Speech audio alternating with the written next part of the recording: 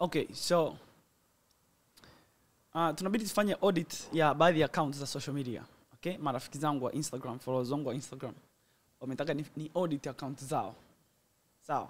Sasa kwenye hii video nenda kupitia account moja moja kuangalia makosa wanayoyafanya kwenye kutangaza biashara zao.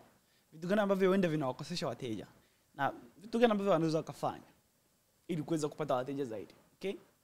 So kwa wewe ambaye ni mgeni hapa, mimi naitwa Eluska Mangire Macbenfix, mwanzilishi wa Zirim Growth Partners.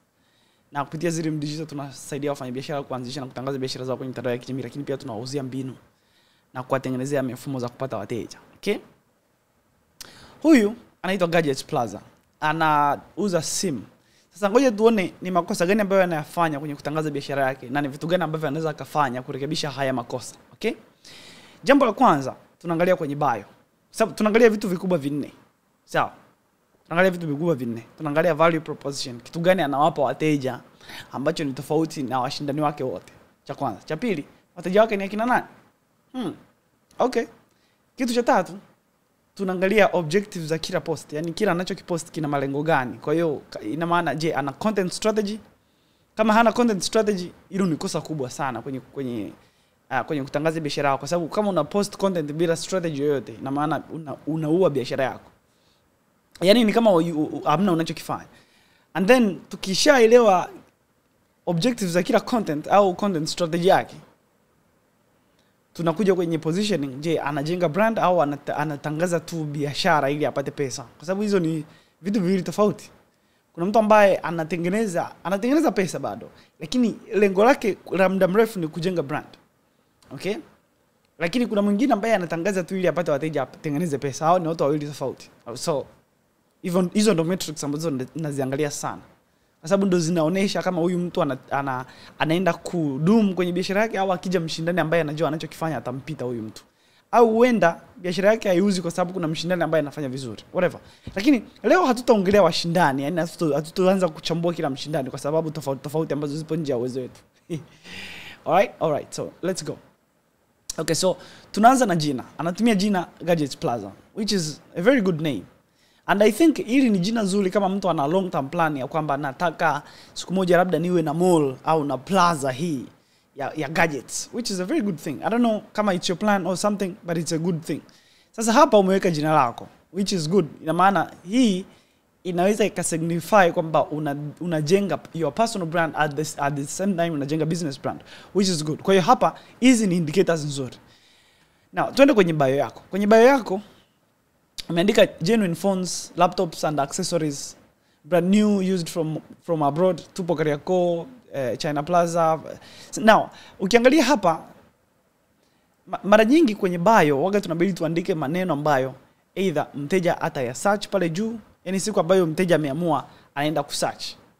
Yani ukienda kwenye Instagram hapa, let's say unatafuta simu, kitu ambacho una search hapa kwenye search, inabidi tujue mteja ana search nini ili tuweke hayo maneno hapa. Sasa uwezekano ni mkubwa sana kwamba mtu anayetafuta simu hawezi kusearch genuine phones. Anaweza neno phones inaweza likawepo, lakini huenda sio genuine phones. But let's assume kwamba wewe hauwindi hao watu. Okay? Kama hauwindi hao watu, nitarudi nitaangalia hii bio yako umeitumia vizuri, kwa sababu bio ina character limit. Kuna uwezi kuweka story hapa kwenye bio. Uwezi kuweka vitu vingi ambavyo havihusiani na biashara yako. You cannot afford it. Kwa sababu hiyo inabidi tuhakikishe tumeweka maneno machache ambayo yana represent biashara yetu. So what are you supposed to do? Unabidi uhakikishe kwamba umeweka sentence moja au mbili ambazo zinaelewesha mteja wako wewe ni nani. Yaani ile unique value proposition, unaelezea wateja wewe ni nani, unawasaidia nini na kwa nini wakuchague wewe. Okay? So hii genuine phones na hii haikutofautishi. Laptops neno lipo, which is good, lakini nikishuka huku chini naona hakuna sehemu ambapo umetangaza laptops. Kwa hiyo huenda unauza laptop, lakini hili neno laptop hapa linajaza tu nafasi. Yaani ningelitoa. And it's accessories. Ina maana haya maneno yote yanajaza nafasi hapa. Genuine phones tunaweza kukubali kwa sababu unaonesha kweli huku chini kwamba unauza simu, na tutashuka huku chini ili nikuoneshe vitu gani ambavyo unaweza makosa gani unayafanya pia huenda tuone kama yapo. Okay? Tukiongelea brand new and used from abroad, hii inaweza ikawa sehemu maneno mazuri ya kuwepo kwenye bio. Kwa hiyo genuine phones na brand new and used from abroad yanaweza kama maneno mazuri ya kukaa, lakini tunabidi tuyaweke kwenye sentence kiasi kwamba mteja anashawishika kununua kutoka kwetu. So yeah, kwa hiyo tungesema labda genuine phones, labda new and used genuine phones from abroad. Hilo lingekuwa ni sentence moja nzuri sana ambayo ingekaa hapa, okay, na kupunguza ma cluster, kuifanya iwe ijae. Hii tupo Kariakoo, China Plaza, Flow. Yani hii sehemu yote imefocus. Unajua kwenye Instagram unaweza ukaweka location pale chini. Hapa kwenye bio unaweza ukaenda kwenye settings za kwenye profile settings, alafu ukaweka location. Kwa hiyo badala ya kuweka hii ungeweka location, yani ungeweka location.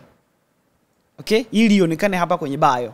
Sio tu iandike hapa. Kwa sababu tunataka maneno tunayoandika hapa iwe vitu ambavyo tuna control. Sasa hii inamaanisha kwamba wewe unachotaka ni wateja waje. Hata kama hawajajua wanafuata nini, what is the value they are getting from you. Ushawaambia location. Which is good kwamba location hipo, lakini ungeweka let's say kale ka pin. Kuna kale ka pin waga tunaweka kuna ka emoji ka pin. Okay? Drop pin. Ya nione. Haka ka pin haka. Unakaona haka? Haka ka pin. Ungeweza kuweka hako ka pin hapo. Hapa, alafu kaandika China Plaza Kariakoo. Yaani hiyo ingepunguza ya maneno tupo. Kwa sababu tunachotaka ni kuwe na maneno machache ambayo yanatuwakilisha vizuri kwenye bio. Okay? So and all of that. Kwa hiyo hii bio ilibidi iwe very optimized, lakini kwa hiyo ina maana hauja optimize bio yako.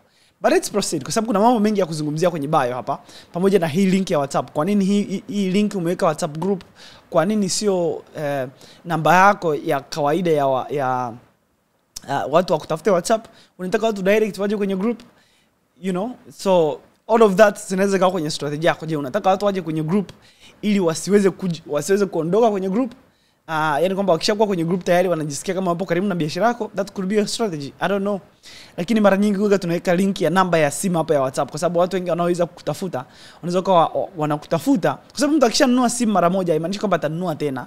Lakini pia huenda mtu mwingine anakuja kujiunga kwenye group ambaye sio mteja. Sasa hivi vitu vyote unaweza kuwa umevi account for kwenye strategy yako. But let's proceed. Haya. Sasa hizi post tatu. Hizi post ambazo ziko pinned, hii hapa pamoja na hii hapa na hii hapa, waga ni sehemu muhimu sana kwenye bio yako. Sawa. Haya maeneo kwenye account yako ya Instagram, hizi post tatu za kwanza hizi ambazo umezipin ni maeneo muhimu sana kuliko post zote kwenye account yako. Kwa nini? Kwa sababu hii sehemu inafanya kila mtu ambaye anakuja kwenye bio yako aone hivi vitu.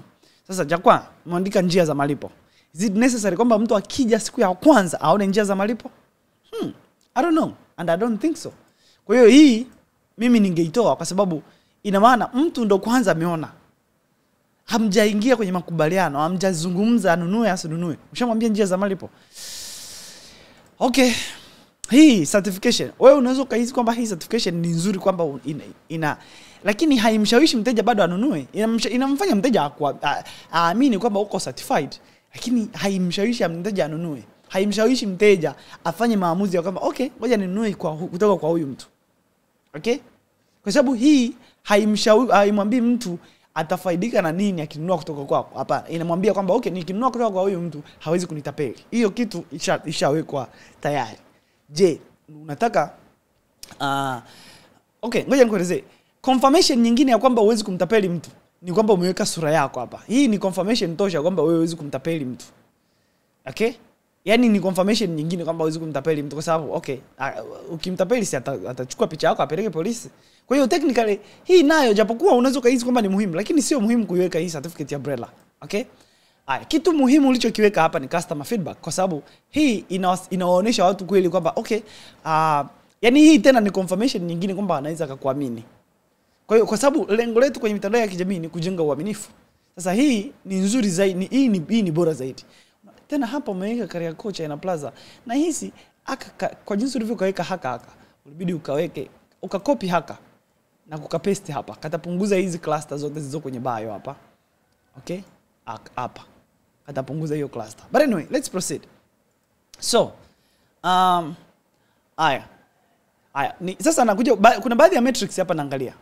Ngoja ni refresh hapa nione kitu. Okay, inabidi niangalie engagement rate. Nione watu kiasi gani wana engage na account yako. Sawa, niangalie okay. Haya, engagement rate hapa, engagement rate yako ni 0.03. Engagement rate ikiwa chini ya 0.7 kwenye Instagram, ina maana kuna vitu fulani ambavyo hauvifanyi sawa. Sawa, kwa sababu on average engagement rate kwenye Instagram ni 0.7. Na unaweza ukashuka kaenda 0.5, 0.6, whatever, it doesn't really matter. Lakini ukiangalia hata account ya Diamond Platnumz, engagement rate yake ni 0 point kitu, yani hiyo ni average. Okay, ngoja niangalie hapa. Diamond Platnumz yuko wapi? Funguka hapa tuone. Haya. Ngoja tuone. Okay, unaona 0.6. Kwa hiyo iko pale, yani on average mtu mwenye account Instagram on average ni 0.7. So, and I'm not saying kwamba it has to be that, it has to be something perfect. No, not really. Okay, angalia hii ya kwangu mimi ni 0.8. Kwa hiyo mimi niko kidogo above average. Sawa. Kwa hiyo wewe engagement rate yako wewe ni 0.03. Sasa hii inamaanisha nini? Hii inamaanisha una followers wengi ndio, lakini hawa followers hauna uhusiano nao.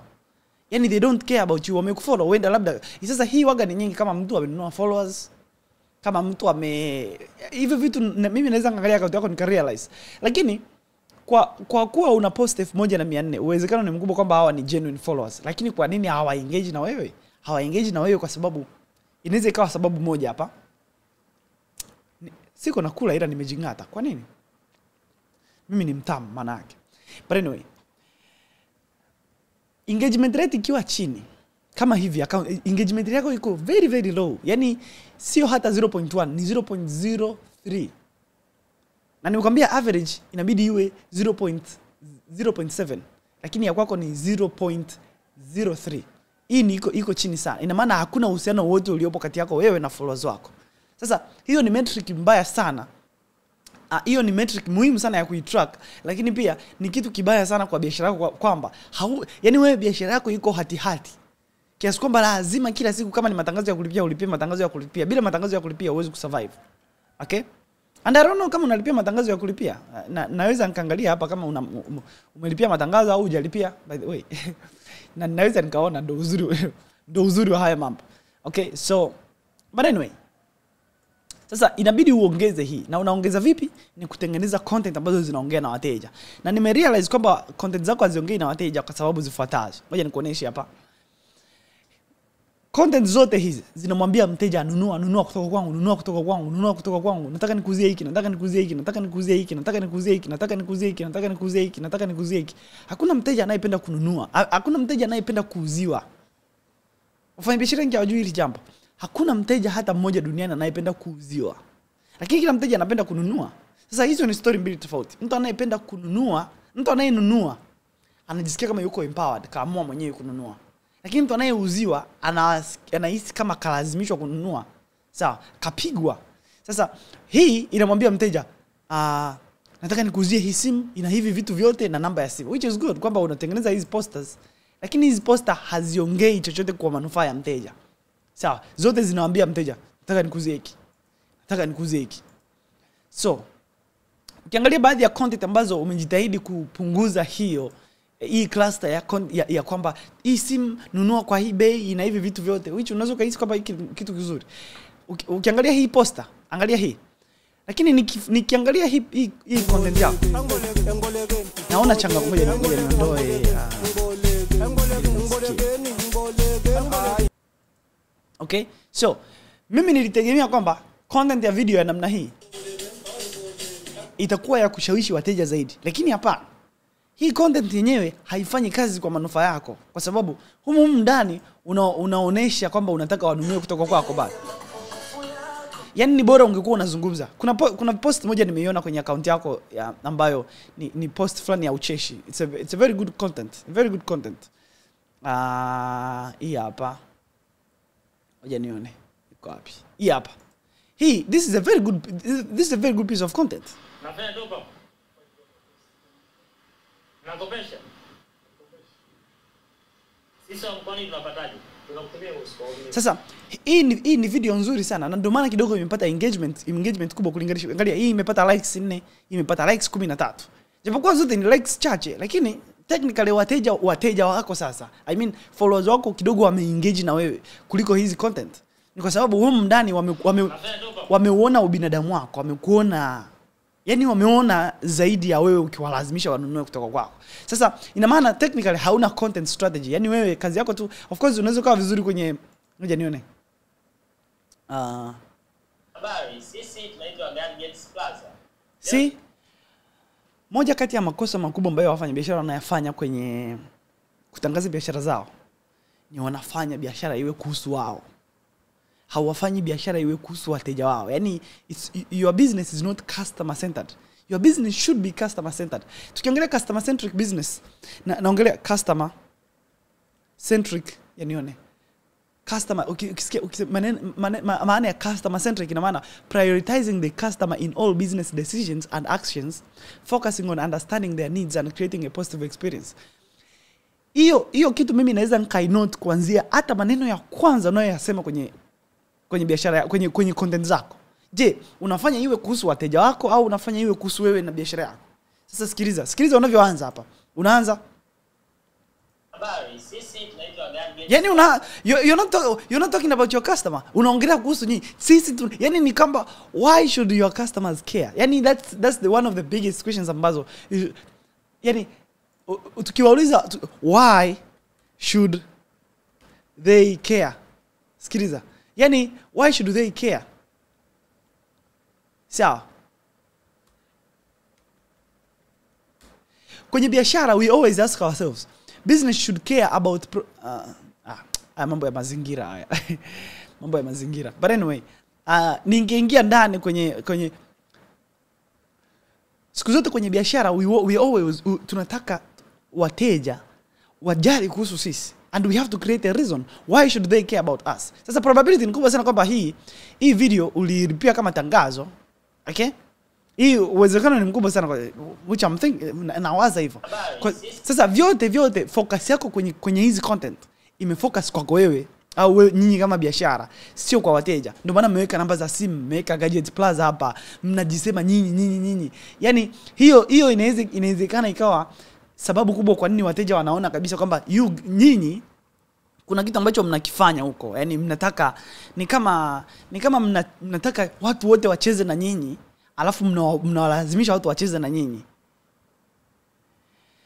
Okay? So, I don't know. I hope you understand me. Now, by the way, one of the things ambazo siku zote unaitaka uwe na engagement na kwenye kutengeneza actually on YouTube, ingia kwenye YouTube yangu, link ipo kwenye bio yangu, utakuta hii video ambayo nimeandika system inayoniongezea mauzo mtandaoni. Pamoja na humu ndani nimekuelezea content strategy. Kwenye content strategy tuna vitu vitatu ambavyo waga tunavifanya. Tunahakikisha tunatengeneza content ambazo zinavutia watu. Cha kwanza, watu sahihi ambao wanaweza kuwa wateja.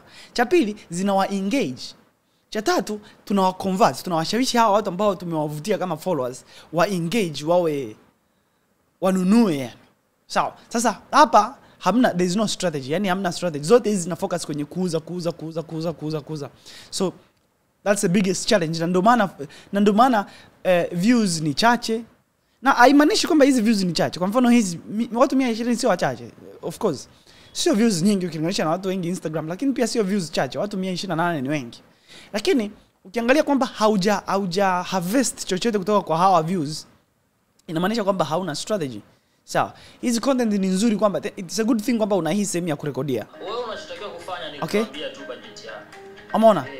Na hapo umesema mteja anachobidi afanye ni kuambia nyinyi budget. Yaani hamjamsikiza mteja anachotaka anataka nini. Ni kwamba wewe unachotaka kumwambia. Sisi tutakushauri. Okay? Yaani ni okay, so inabidi tengeneze content ambazo zinawafanya wateja watamani wao wenyewe kufanya kazi na sisi. Wao wenyewe watamani kununua kutoka kwetu. Lakini hizi content zote zimefocus kwenye kuwataka wateja wanunue bila kutengeneza ile trust, bila kujenga ile trust, bila kujenga ukaribu wote na wateja wetu. Okay? So, what I want you to do ni ingia on my YouTube, ingia kwenye YouTube video yangu, kwenye YouTube channel yangu. Link itakuwa kwenye bio au somewhere. Angalia hii video. Ndani ya hii video nimekuonesha system ambayo inaweza kuongezea mauzo mtandaoni. Huko ndani nimekuonesha engagement strategy ya kutumia. Nimekufundisha content strategy, yani content za kutengeneza zivutie wateja wako. Lakini pia nimekuelezea actually sababu kubwa kwa nini biashara nyingi zinafeli ni kwa sababu zina post content bila strategy. Lakini pia hawana njia za kuwafanya wateja wakishanunua warudi. Na pia wanauza direct bila kujenga trust. Those are the biggest mistakes ambazo utakutana nazo kwenye mitandao ya kijamii. Na hata wateja wengi wanapokuja kufanya kazi na mimi, unakuta these are the challenges ambazo wamekuwa wakifoka. Unakuta mtu anafanya biashara kwa miaka 5, miaka 6, lakini focus yake ilikuwa ni kupost kwenye mitandao ya kijamii bila strategy. Na hana mfumo au njia ya kuwafanya wateja warudi. Of course, hapa inawezekana kwa sababu nimeona una link ya kuleta watu kwenye group la WhatsApp, lakini sasa hawa asilimia kubwa ya watu ambao watakuwa kwenye hili group huenda sio wateja bado. Okay? So, I mean ningeingia ndani nika-analyze kila post, nika-analyze kila caption, but then I think you get the point. So, unabidi tuongeze let me see. Unabidi tuongeze engagement rate. Okay? Kwa hiyo baada ya mwezi nitategemea kwamba metrics zangu zimepotea, but then unabidi utengeneze content ambazo either zinawaelimisha wateja kitu, watu wanajifunza nini, wanapata nini kutoka kwako. Sawa? Kabla hata hawajanunua wanapata nini, wanajifunza nini. So I have this example waga natumia ya hawa jamaa. Hawa jamaa wanaitwa East Cars. Na kila mtu anaweza kutengeneza aina yake ya content, ndio maana okay, kuna hawa jamaa wanaita East Cars. Hawa jamaa angalia wanachokifanya. Huwezi kujua kama wanauza magari. Of course wanauza magari, lakini huwezi kujua kama wanauza magari kwa jinsi ambavyo wamejiposition. Yani huwezi kujua kama of course mimi najua kabisa wanauza magari, lakini the way they do their things zinakufanya wewe mwenyewe utamani kununua gari kutoka kwao. Wewe mwenyewe utamani kununua gari kutoka kwao. Sasa hiyo ndo content strategy. And by the way, ukiangalia hii video uenda utajifunza baadhi ya vitu. So you have to go and learn from that. Kwa sababu mimi nikikwambia unilipe nikutengeneze content strategy, wafanya biashara wengi for some reason wanataka wabaki na pesa zao. Nikikutajia hapa nabidi ulipe 1.8 kwa ajili ya content strategy. 1.8 mimi nilipe 1.8 kwa ajili ya content strategy. Bora niendelee hivi.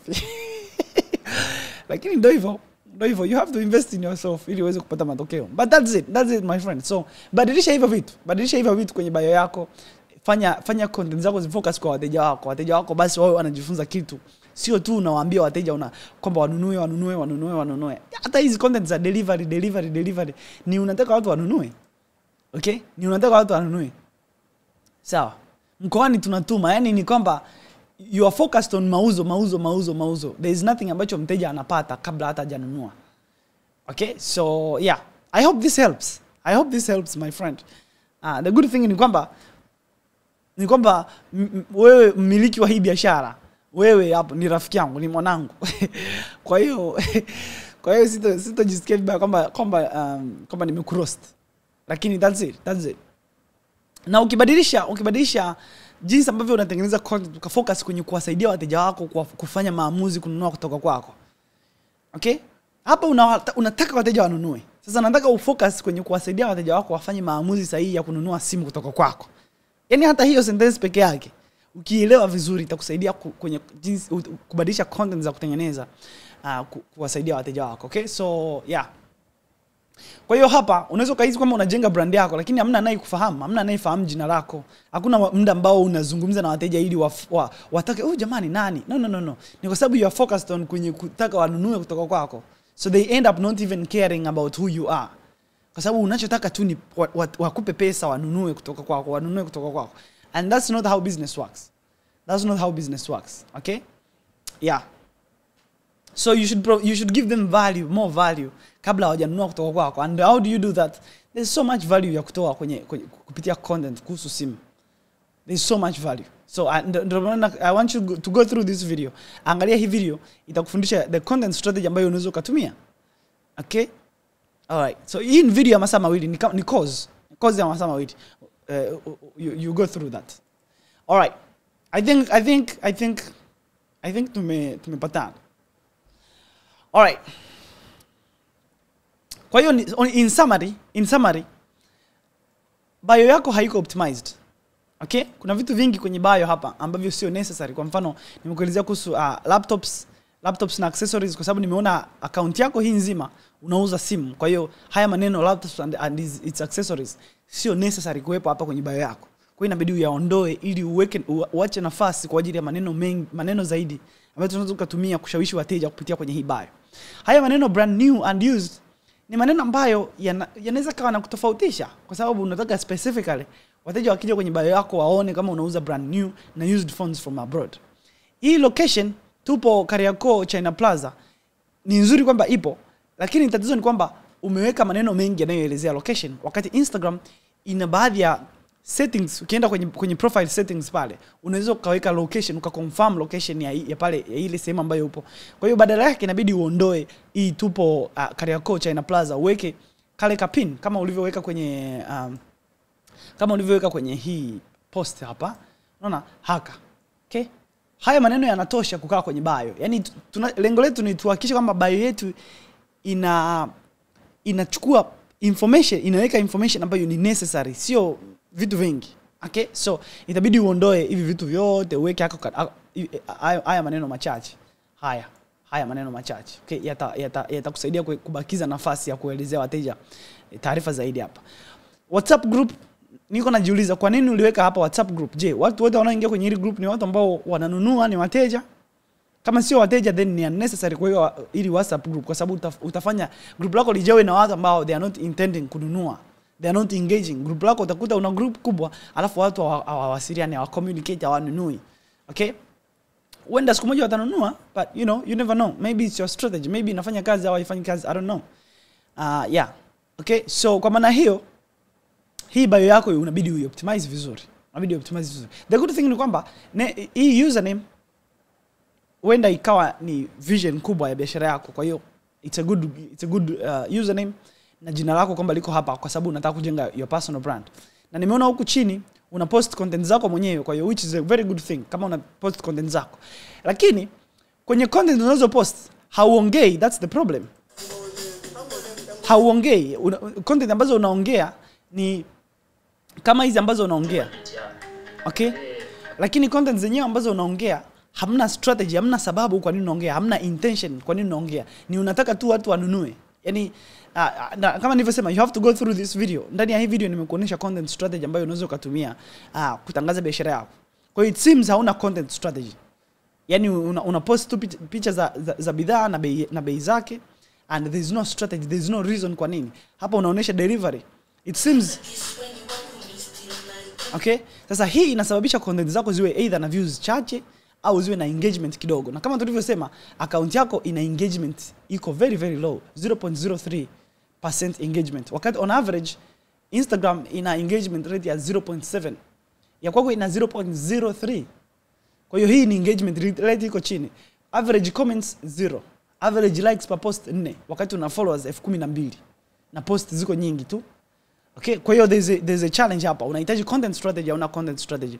Positioning, even though unajipost mwenyewe lakini you are not creating your personal brand kwa sababu haujengi relationship kati yako wewe na wateja wako. Okay? So you have to do that.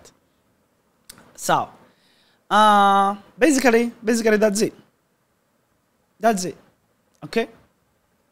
Kwa hiyo optimize bio yako, alafu tengeneza content ambazo zinazungumza na wateja wako. Hizi content zako zote zinajali kwenye kuwalazimisha wateja wanunue. Content zako haziwashawishi wateja.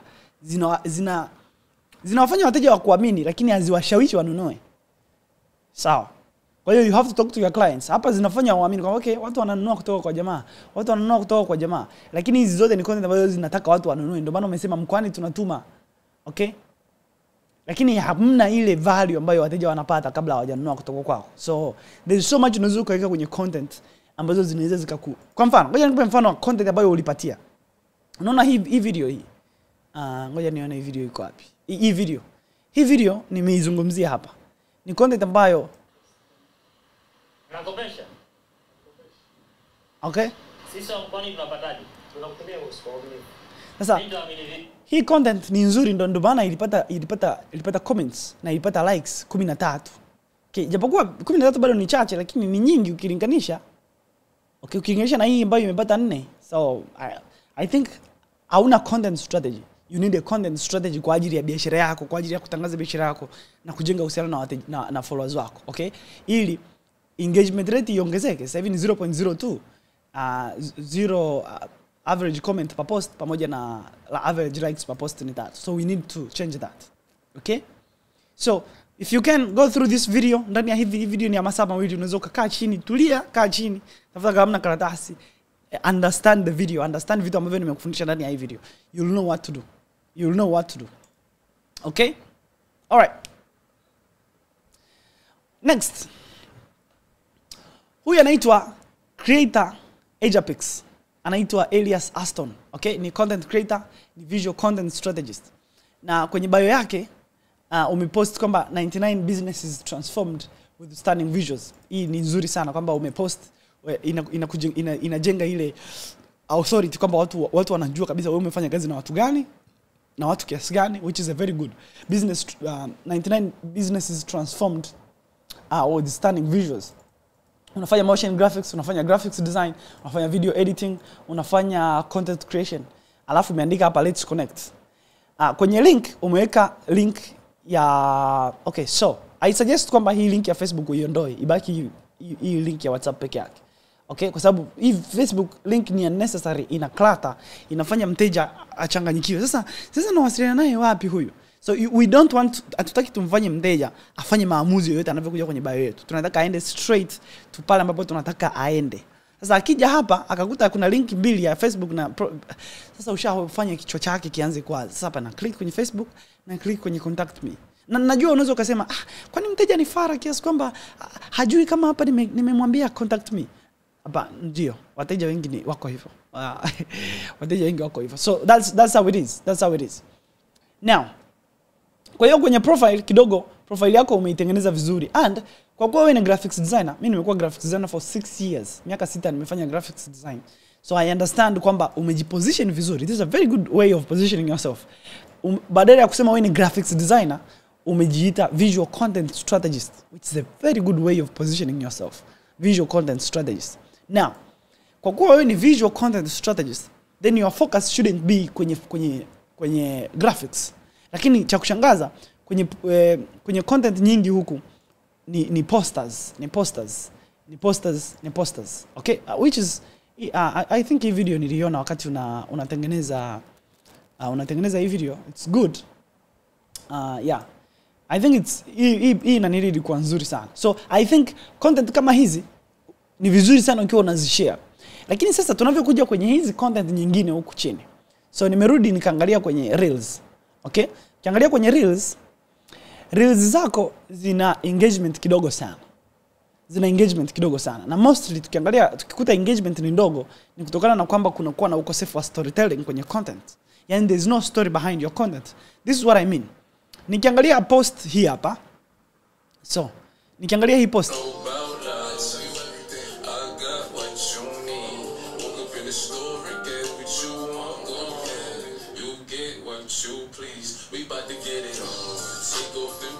Okay. Sasa hii ni post. Hii video inaweza ikawa nzuri kwa wewe wakati unaipost. Lakini cha kwanza wakati unaangalia mteja wetu akiona hii post atajifunza nini? Cha pili ataondoka na nini kwenye hii video? Okay? Yani hamna story behind the content. Of course mimi naelewa kwa sababu naelewa ulichokifanya hapa. Okay? Kwamba behind every design there is a designer na umeweka kwenye caption. Lakini the video doesn't tell that story. Sawa, sasa mtu anavyokutana na content wakati anaangalia labda ana scroll hamna kitu ambacho anaondoka nacho kwa sababu ni vigumu mtu kaona hapa alafu kaja kuona tena na caption. Okay?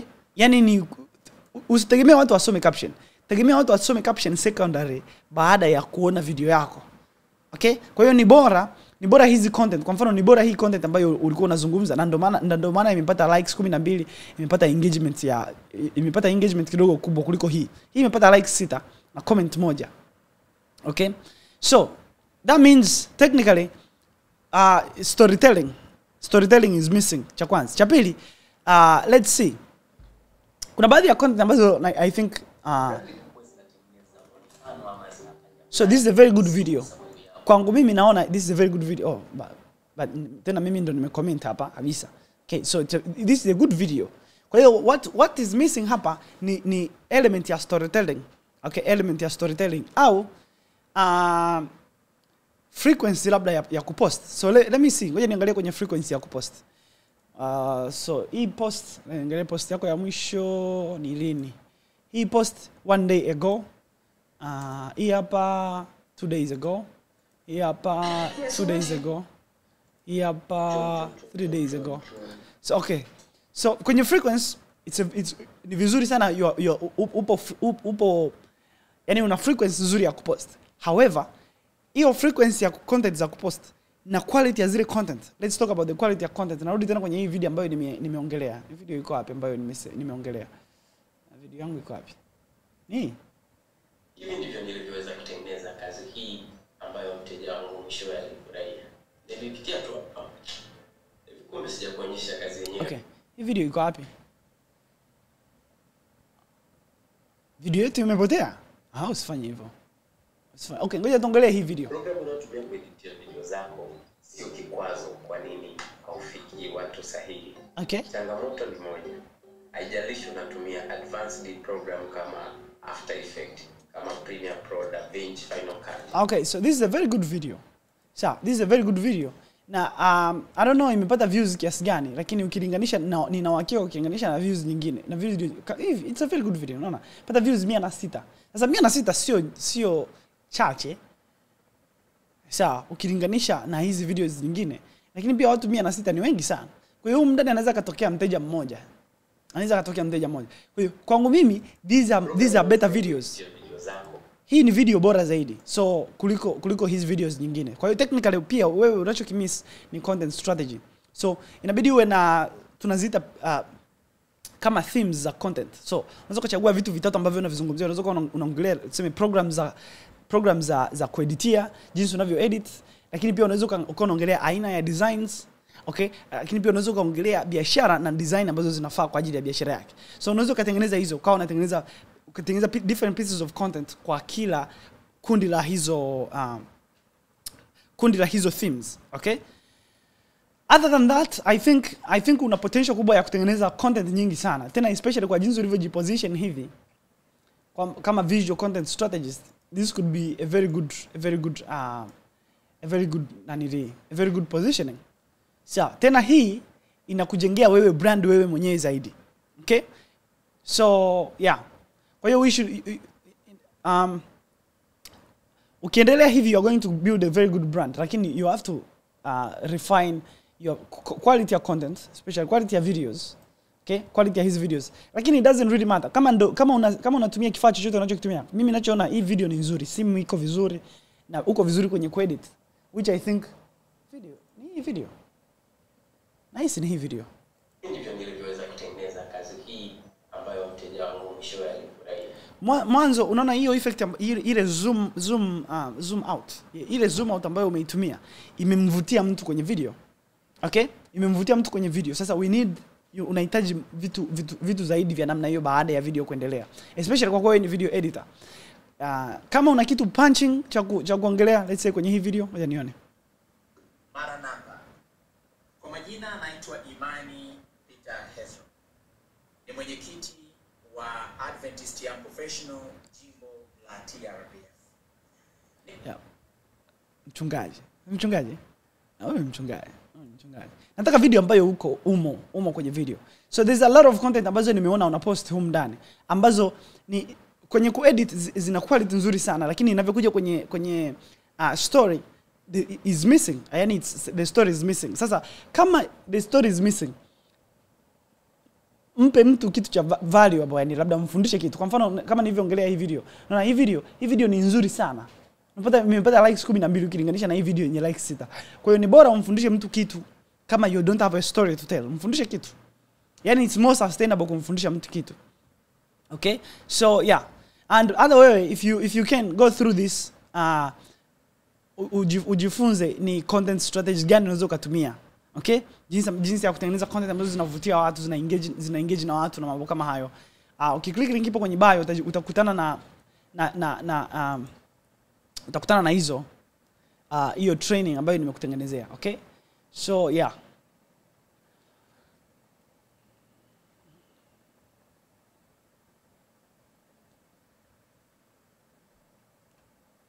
All right, next.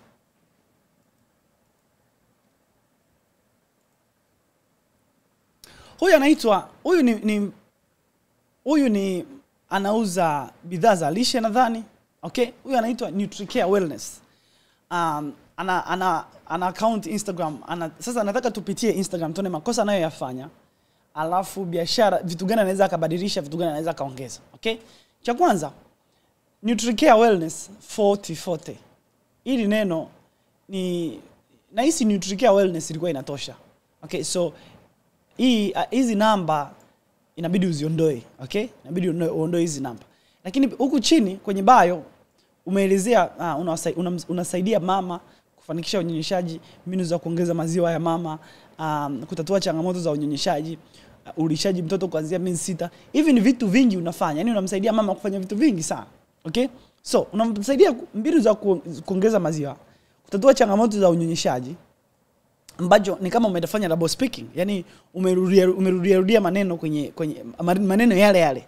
Sasa kwenye bio hatupaswi kufanya hayo makosa. Kwenye bio ni sehemu ambayo inabidi uzungumze precision. Yaani uzungumze precisely with precision. Kwa sababu bio sio sehemu ya kupiga story, sio sehemu ya kuelezea kuimba kwaya. Kwa mfano hapa umeelezea mbinu za kuongeza maziwa ya mama, lakini mbinu kutatua changamoto za unyonyeshaji. Hizi changamoto za unyonyeshaji ni changamoto zipi? Kwa hiyo haya maneno ni unnecessary. Kwa hiyo bio yako kidogo inahitaji uifupishe, uitengeneze kiasi kwamba inazungumza na mteja. Ni kizuri kwamba ushasema unamsaidia mama kufanikisha unyonyeshaji, kutatua changamoto za unyonyeshaji. Yaani umerudia yale maneno. Okay? Lakini pia ulishaji wa mtoto kuanzia miezi 6. Sasa yeah. Kwa hiyo hii bio yako unabidi uicraft vizuri, uipunguze, uifanye iongee na huyu mama. Hapa hujaongea naye, umemuelezea shida zake na umezirudia zote. Okay? Hilo jambo la kwanza. Jambo la pili, hii link ya WhatsApp, it's good kwamba umeweka hapa link ya WhatsApp. Even though inabidi tujue je inapeleka kwenye group au inapeleka kwenye chat. Kama inapeleka kwenye chat, kama unataka ipeleke kwenye chat watu wazungumze na wewe, then unabidi uipunguze. Uweke namba yako ya simu hapa baada ya wa.me, baada ya /, weka namba yako ya simu. Okay? Haya, tuende kwenye content. Haya, sasa content zako kwanza ngoja nione engagement rate. Cha kwanza, engagement rate yako iko chini, ni 0.022. Sawa. Ina maana wewe followers wako hawapigi story na wewe, hawachat na wewe, hawacomment kwenye content zako. Hiyo inawezekana ni kwa sababu content unazopost haziongei na followers wako, haziongei na audience yako. Lakini pia ni vigumu kukulaumu kwa sababu una followers wachache. Kwa hiyo that shouldn't be the metric ya kujudge efforts zako. Lakini tukiangalia average comment per post ni kwamba hata kama una watu wachache, lakini comment kwa kila post unapata comments 0. Okay? Na like unapata like moja kwa kila post. Ina maana hapa kuna shida kwenye content strategy, lakini pia na kwenye story ya kila content. Sasa tuende kwenye kila content tuone. Haya, kwenye hii content unapata likes 4, amna comments. Hii unapata likes 3, comment 4. Hongera sana. Sasa sijui kwa nini kuna comments 4 kuliko likes. Tutakuja kuangalia. Hapo unapata likes 14, unapata comments 0. Hapo unapata likes 0, comments 0, comments 0, comments 0, comments 0, comments 0, comments 0. Kwa nini? But anyway, let's go kwenye kila moja. Cha kwanza, visually umehakikisha rangi iko iko consistent. Rangi unayotumia ni rangi ya kijani, iko consistent. Hongera sana. Lakini kwenye post unazotengeneza hizi post yani ni kama unahitaji tuseme graphics designer au wewe mwenyewe unahitaji kujifunza jinsi ya kutengeneza poster nzuri. Okay? Mimi wateja wangu wote wako na wafundisha jinsi ya kutengeneza hizi, but you have to learn how to do this. Okay? Now, ni kwa sababu hizi post kama yani post yenyewe inachosha macho, haina hierarchy. Siku zote content inakuwa na hierarchy, graphics zinakuwa na hierarchy. Okay? Mfano ukigoogle hapa graphics,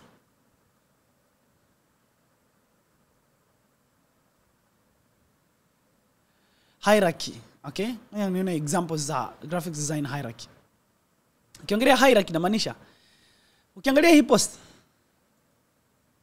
Okay, ukiangalia hii Hii inakuonyesha kwamba you will read this first. Yani hii utaisoma ya kwanza. Cha pili, then you will read this line next. So, and then you will probably read before the paragraph. So, yani ukishatoka hapa kwenye hii herufi kubwa, utaenda kwenye hizi herufi ndogo, hizi zinazofuata za chini. Ukishatoka hizi, utaenda kwenye haka kadogo. Then utasoma paragraph and then utamalizia na haka. Okay? Hiyo ni kwa sababu hiyo inamaanisha kwenye content zako hizi hamna hierarchy. Mtu anasoma hii headline, lakini vitu vinavyofuata vyote vinalingana, yani ya mtu anachoka anasema ana scroll away. Okay? Kwa hiyo kwa maana hiyo hauna content strategy pia, yani hauna mbinu ya kuvutia wateja wako, hauna. Na tukiangalia kwenye reels, nione kwenye reels. Reels zako unapost bidhaa. Kwa mfano hiyo umepost bidhaa. Ina maana hauna strategy, hauna mbinu ya kuwavutia wateja wako. Yani your focus ni kwenye kupost tu content. Sawa. Of course, wewe ni mtaalamu wa lishe au wewe ni mtaalamu wa mambo ya kina mama. Lakini inavyokuja kwenye content bado haujajifunza. Na sio kosa. Yani unahitaji kujifunza jinsi ya kutengeneza content. Okay? Yani unahitaji kujifunza jinsi ya kutengeneza content. Wote unaona wanatengeneza content mtandaoni wamejifunza. Kwa hiyo hapa hamna content strategy. So unachofanya ni kupost tu content. Okay? Kwa hiyo that is missing. Hii post inaweza ni nzuri lakini cluttered, yani kuna vitu vingi vya kusoma, yani kuna vitu vingi sana vya kusoma huko ndani. Okay? Vitu ni vingi sana. Yani hamna hierarchy. Haya. Hii content hii picha iko hapa lakini haina uhusiano na unachokizungumzia hapa. Sawa. So technically unahitaji content strategy au una content strategy. Bio ilivyokaa ni kwamba una lengo kweli la kujenga personal brand, kwa sababu kila mtu anayejenga personal brand anaweka bio yake kwa namna hivi ilivyokaa. Lakini content zako hazikusaidii kujenga hiyo brand unayotaka uitengeneze. Okay? So, tena na wewe unachohitaji kufanya ni kuclick link ipo kwenye bio. Sawa. Kwa mfano ukiingia kwenye bio yangu hapa, nione bio yangu iko wapi? Oh, okay. Ukiingia kwenye bio yangu hapa, kwa click kwenye hiyo link. Internet iko wapi? Internet imeondoka. I see. But anyway, that's how it is. Anyway, so click kwenye hii link. Pale kwenye link pale utakuta video ya dakika 45 au chini utakuta darasa la masaa 7. Mle ndani nimekufundisha kila kitu. Tena bure. Usije ukasema nataka achukue hela zangu. Hapana, kwa sababu wafanyabiashara wengi ni kama sijui kwa nini hamtaki kuwekeza kwenye kujifunza. Kwa sababu kama ni hivi, umeshawekeza kwenye kujifunza elimu yote hii, mambo ya unyonyeshaji, mambo ya lishe, lakini hutaki kuwekeza kujifunza jinsi ya kupata wateja. Okay. But anyway, that's how it is, my friend. Bio yako haivutii wateja wako, ndo kwa kifupi. Okay, bio yako au account yako haivutii wateja wako. Kwa hiyo unachohitaji ni kutengeneza, kuoptimize. Uzuri ni kwamba hata bio yako ukiacha hivi bado inaweza kufanya kazi. Unachohitaji ni kujifunza kutengeneza content sasa. Inabidi utengeneze content ambazo zinaongea na wateja wako. Tofauti na hizi poster. Hizi poster tena ni very outdated. Yani kwa sasa hivi hamna mtu anayevutiwa na poster kwa sababu kila mtu anaangalia reels. Kwa hiyo unachohitaji kufanya ni kutengeneza video. Unahitaji kutengeneza video. Na inapokuja kwenye video unahitaji utengeneze video ambazo zinazungumza na wateja wako. Okay? Alafu wewe mwenyewe ndio uzungumzie kwenye video. Kwa sababu lengo lako ni kujenga brand yako binafsi. Hapo na hisi tumeelewana. Okay. Alright. Kwa hiyo fanyia hivyo vitu kazi in 6 months au in 3 months. Utaona matokeo, kwa sababu tumeona watu wengi ambao tumefanya nao kazi ndani ya miezi 3. Brand zao zimekuwa kubwa kiasi kwamba hawahitaji hata kutumia matangazo ya kulipia kupata wateja. Brand zao zenyewe, account zao zenyewe zinawaletea matokeo. Alright. Next.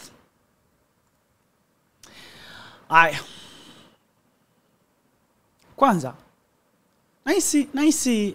Kwa sasa hivi tuishie hapa, tutaendelea tutaendelea na huyu jamaa kwenye video part 2 niseme. Sababu video haipaswi kwenda zaidi ya nusu saa. Alright, bye bye.